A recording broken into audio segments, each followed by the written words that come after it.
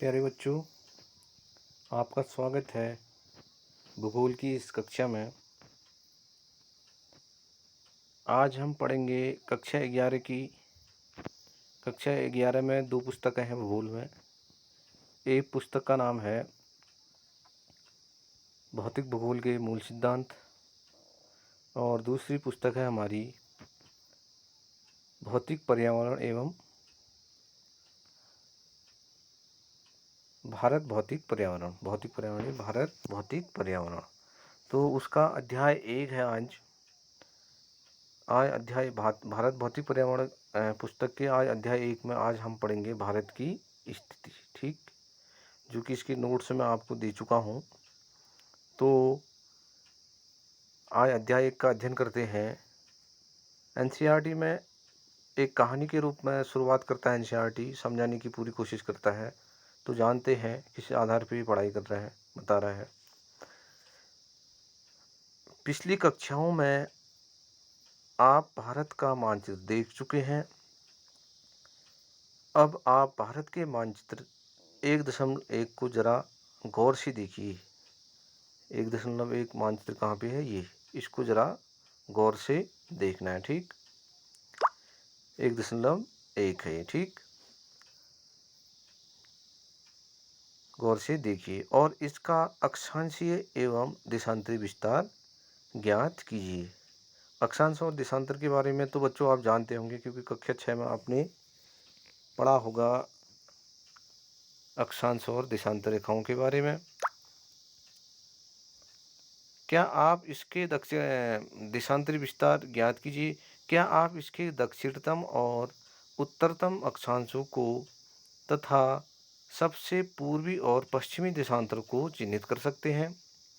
भारत की मुख्य भूमि उत्तर में कश्मीर से लेकर दक्षिण में कन्याकुमारी तक और पूर्व में अरुणाचल प्रदेश से पश्चिम में गुजरात तक फैली है। ठीक, भारत की क्या बता रहा है, भारत की मुख्य भूमि जो है, मुख्य भूमि, ठीक, मुख्य भूमि उत्तर में कश्मीर से लेकर दक्षिण में कन्याकुमारी तक। ठीक, ये देखो, उत्तर में कश्मीर से लेकर दक्षिण में कन्याकुमारी यहाँ पे है। ठीक, नीचे तो पश्चिम में गुजरात से लेकर पूर्व में अरुणाचल प्रदेश तक भारत जो है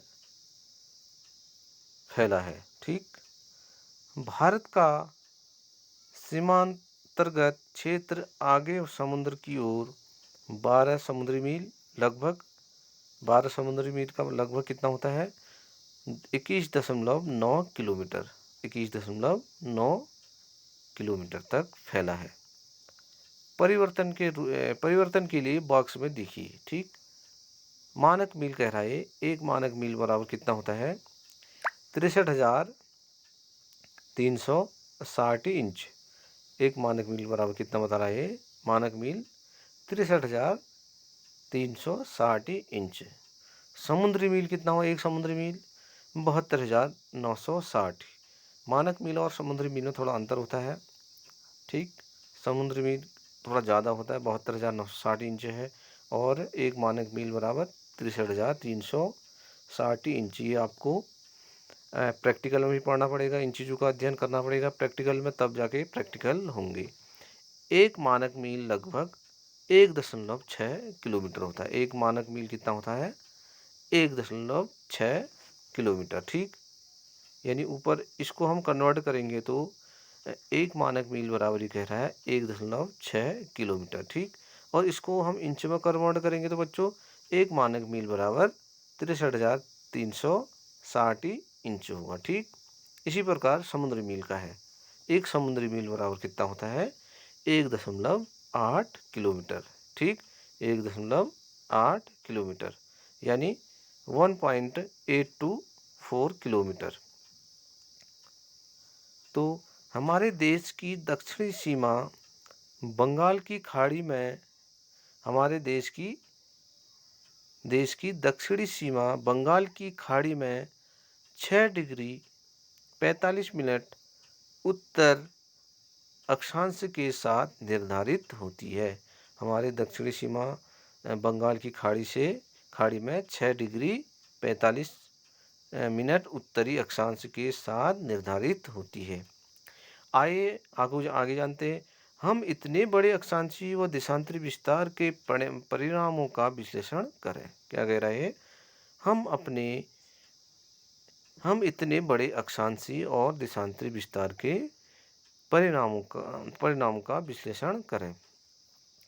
यदि आप भारत के अक्षांशीय और देशांतरीय विस्तार की गणना करें तो अक्षांशीय और देशांतरी विस्तार की गणना करें तो 30 डिग्री है। लगभग कितना है? 30 डिग्री। यानी सबसे पश्चिमी बिंदु कौन सा है भारत का? गुजरात में है। गुजरात में गौरा माता बोलते हैं। तो वहाँ से लेकर अरुणाचल प्रदेश तक कीबुथु, अरुणाचल में क्या है? लास्ट बिंदु क्या है? कीबुथु तक लगभग 30 डिग्री है। लगभग कितना डिग्री है? 30 डिग्री तक ये अक्षांशीय विस्तार है। जबकि उत्तर से दक्षिण तक इसकी वास्तविक दूरी 3214 किलोमीटर है। उत्तर से दक्षिण तक यहाँ की दूरी कितनी है? 3214 किलोमीटर। पूरब से पश्चिम की इसकी दूरी केवल 2933 किलोमीटर है। इस अंतर का क्या कारण है? इस अंतर का क्या कारण है? इसे जानने के लिए पुस्तक भूगोल में प्रयोगात्मक कार्य भाग 1 2006 के अक्षांश और देशांतर तथा समय के अध्याय संख्या 3 को देखेंगे। प्रैक्टिकल बुक है तो उसमें इसको हम और अध्ययन करेंगे इसको आप। ठीक, अक्षांशीय और देशांतरी विस्तार का। ठीक, तो बच्चों यह अंतर इस तथ्य पर आधारित है कि ध्रुवों की ओर जाते समय दो अक्षांश रेखाओं के बीच की दूरी घट जाती है। जैसे ध्रुवों की ओर जाएंगे तो हम भूमध्य रेखा से ध्रुवों की ओर जाएंगे तो दो देशांतर रेखाओं के बीच की दूरी जो है घटती जाती है। देशांतर रेखाएं जो खड़ी रेखाएं होती है बच्चों, खड़ी रेखाएं, ठीक, तो उसको हम क्या कहेंगे? देशांतर रेखा घट जाती है। जब दो अक्षांश रेखाओं के बीच की दूरी हर जगह एक सी रहती है तो अक्षांश रेखाओं के बीच की दूरी ज्ञात कीजिए। ठीक, अक्षांश रेखाओं के बीच की दूरी ज्ञात कीजिए। कारण देशांतरी रेखा तो बच्चों भूमध्य रेखा से अब ध्रुवों की ओर जाएंगे तो उसकी दूरी जो है कम हो जाती है, लेकिन अक्षांशीय दूरी कम नहीं होती है, वो बराबर रहती है।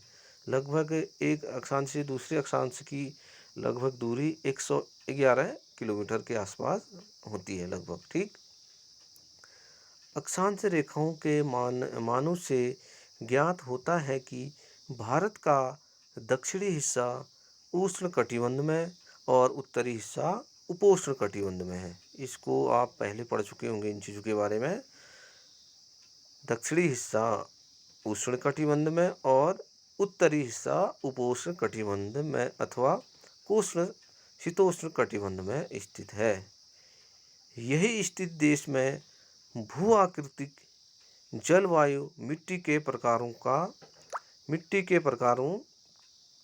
तथा प्राकृतिक वनस्पति में पाई जाने वाली भारी भिन्नता के लिए उत्तरदायी है।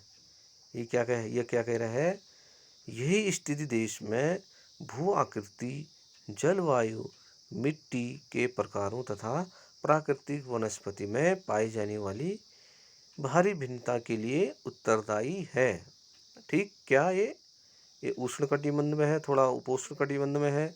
ठीक, लगभग ये समझ लो 0 डिग्री से 23 डिग्री या 0 डिग्री से 30 डिग्री के मध्य को हम क्या कहेंगे? उष्ण कटिबंध कहते हैं। 0 डिग्री कहाँ पे होता है? भूमध्य रेखा में। वहाँ से 30 डिग्री उत्तरी अक्षांश तक जाएंगे तो उसके बीच के हिस्से को हम क्या कहेंगे? उष्ण कटिबंधीय। उसको क्या कहेंगे? उष्ण कटिबंधीय। और उससे 30 से 60 डिग्री के मध्य हम जाएंगे तो उसको हम उपोष्ण कटिबंध या उष्ण शीतोष्ण कटिबंध में कहते हैं। ठीक, आइए हम भारतीय देशांतरीय विस्तार और भारत के लोगों पर उसके प्रभाव का अध्ययन करें। देशांतर रेखाओं के मानों से स्पष्ट होता है कि इसमें लगभग 30 डिग्री का अंतर है। कितना कह रहा है? देशांतरी रेखाओं के माने तो स्पष्ट रूप से इसमें भी 30 डिग्री का अंतर है। ठीक, अभी जो मैंने बताया 30 डिग्री का अंतर है। हमारे देश के सबसे पूर्वी व सबसे पश्चिमी भागों के समय में 2 घंटे का अंतर है। कितना है? 2 घंटे का अंतर पैदा होता है। आप भारतीय मानक समय से पहले ही परिचित हैं। भारतीय मानक समय से आप पहले ही परिचित हैं। पता है आपको मानक यामतोत्तर का क्या उपयोग होता है? मानक यामतोत्तर का क्या उपयोग होता है, ये आपको जानना है। जब उत्तर पूर्वी राज्यों में जैसलमेर की तुलना में सूर्य 2 घंटे पहले उदय होता है तो पूर्व में डिब्रूगढ़, इम्फाल तथा देश के अन्य भागों में स्थित जैसलमेर, भोपाल तथा चेन्नई में घड़ियां एक जैसा समय दिखाती हैं। ऐसा क्यों होता है जबकि 2 घंटे का अंतर है? भारत के कुछ ऐसे स्थानों के नाम लिखिए जिसमें मानक यामतोत्तर गुजरती है, ये आपको जानना है। ठीक, विश्व के देशों में आपसी समझ के तहत मानक यामतोत्तर को 30 इंच देशांतर के गुणांक पर चुना जाता है। यही कारण है कि भारत का जो यामतोत्तर है वो जो है 82 डिग्री 30 मिनट पूर्व यामतोत्तर को भारत का मानक यामतोत्तर चुना गया है। भारतीय समय ग्रीनविच समय मध्य से 5 घंटे 30 मिनट आगे है। ग्रीनविच से 5 घंटे 30 मिनट आगे है। कुछ ऐसे देश हैं जिनमें अधिक पूर्व पश्चिम विस्तार के कारण एक से अधिक मानक देशांतर रेखाएं हैं। उदाहरणतः संयुक्त राज्य अमेरिका में 6 समय कटिबंध है, एक जैसी नहीं है वहाँ पूरे अमेरिका में। ठीक, ऐसे बहुत से सारे देश हैं। फ्रांस हो गया, फ्रांस में भी बहुत सारे मानक समय यामतोत्तर है। ये भारत का राजनीतिक मैप है। ठीक, भारत का राजनीतिक मैप। ये लद्दाख, जम्मू कश्मीर, हिमाचल, ये उत्तराखंड हो गया हमारा। यहाँ से लेते हुए केरल, तमिलनाडु का ये कन्याकुमारी तक हिस्सा आता है। ठीक, 6 डिग्री 4 मिनट लगभग ये बंगाल की खाड़ी का यहाँ पे आएगा लगभग। ये वाला हिस्सा, 2 बिंदु लास्ट के ये दिख रहे हैं, यहाँ पे आएगा भारत का लगभग 6 डिग्री 4 मिनट।